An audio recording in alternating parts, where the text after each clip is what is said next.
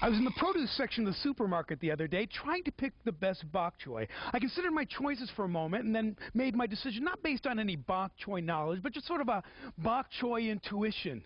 I zeroed in on my bundle. I was just about to pick it up and put it in my basket, and a woman nudges me and she said, "I can tell you this." She said, "You look like someone I can talk to." She said, "Aliens are among us. But they are not the little creatures you see in movies with big heads and giant eyes. They're microscopic, and they're on the attack." She said, "Aliens are the AIDS virus." I said, "Thanks for the tip," but I wasn't thankful because now I'd have to think about aliens and the planets and the cosmos and all the big questions. I'd have to think of all those thoughts I try to spend so much time trying not to think about. I guess I never really have to think about those things, but something tells me that I should. But it never seems to be the right time. There's always so much that needs attending to, and as you attend to those things, it brings up other things.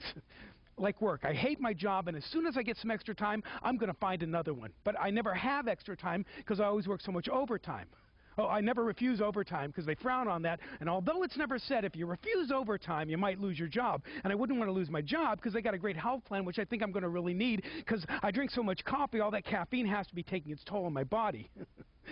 But I have to drink it all day so I can stay alert to do my work. Because I don't sleep well, because usually I'm so wired at night from all the Diet Cola I drink so I can stay alert to do my overtime. But I don't smoke anymore. I quit smoking for my health and decided as soon as my lungs got a little bit better, I was going to start running. But quitting smoking made me gain weight, so now even though my lungs were a lot better, now running made my knees hurt. So I went to the doctor and he gave me Fen-Phen, which was helping me lose weight, but it was also destroying the valves in my heart. So I decided to stop taking that, and then they outlawed it, but then I was gaining weight again. So I started taking ephedra, which was also helping me lose weight, but it made my blood pressure go up, and then all those athletes started dying, so I thought, well, I'll stop taking that.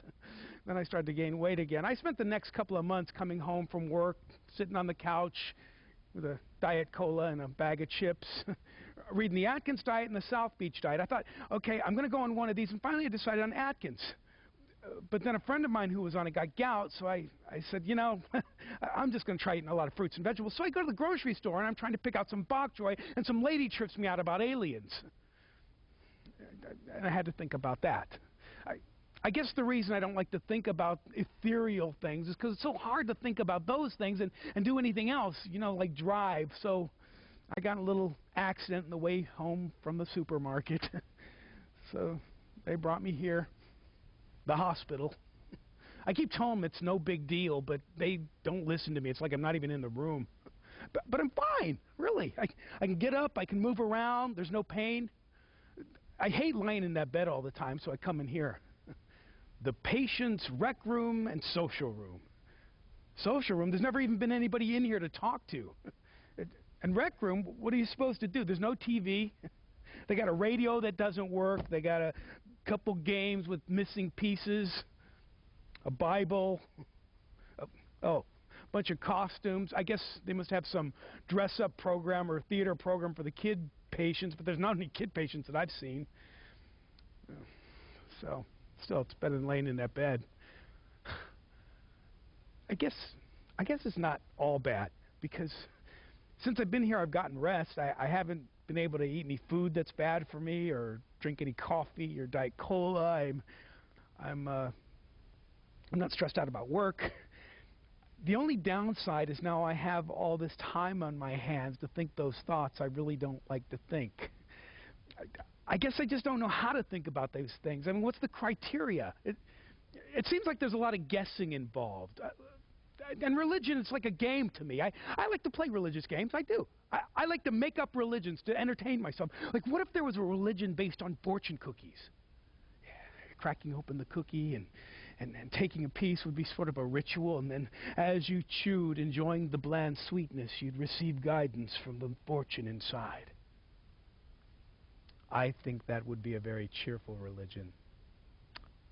Or even better yet, what if there was a religion based on bubble gum, you know, the wrappers? And that way, even if you didn't like the comic or the fortune you got inside, at least you get gum.